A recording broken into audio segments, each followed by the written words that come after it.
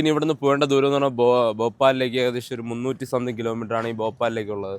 അപ്പോൾ അതിന് മുമ്പായിട്ട് നമ്മളൊരു ബൈ റോഡ് കയറി നല്ലൊരു പമ്പ് സെറ്റാക്കി ഡീസലൊക്കെ ഫുൾ ടാങ്ക് അടിച്ച് നമ്മൾ എത്തി. അത്യാവശ്യം ഫ്രഷായി ഡ്രസ്സൊക്കെ ചേഞ്ച് ചെയ്ത് നമ്മളടുത്ത് ഭോപ്പാലിലേക്കാണ് പോകുന്നത്. ഇപ്പോൾ അത്യാവശ്യം നല്ലൊരു പമ്പുമാണ്, നല്ലൊരു ഏരിയയാണ്.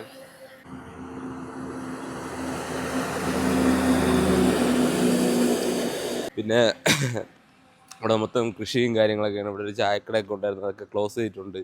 ഇപ്പോൾ അപ്പുറത്തും 1-2 പമ്പുകൾ വർക്ക് നടക്കുന്നുണ്ട്. നമ്മൾ 1-2 പമ്പ് നോക്കിയിട്ട് കിട്ടാതെ വന്നാണ് നമ്മൾ ബൈ റോഡ് കയറി ഈ ഒരു പമ്പിൽ കയറിയത്.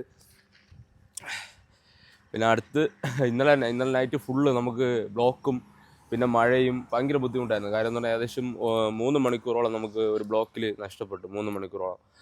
പിന്നെ മഴയും പിന്നെ നമുക്ക് വഴിതെറ്റി. കാര്യം നമ്മൾ മാപ്പ് മാറ്റി ചേഞ്ച് ചെയ്ത് നമ്മൾ വേറൊരു മാപ്പ് പോയി. പിന്നെ അവിടെ നിന്ന് വഴിതെറ്റി രാജസ്ഥാൻ്റെ ഏതോ ഉൾഗ്രാമങ്ങളിൽ കയറി. ഇതുവരെ ആരും കണ്ടുപിടിക്കാത്ത ഗ്രാമങ്ങളിൽ വരെ നമ്മൾ കയറി.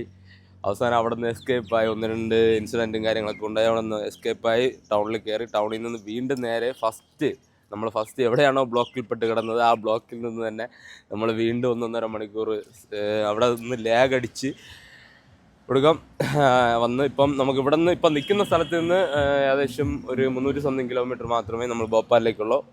അപ്പോൾ ഓക്കെ.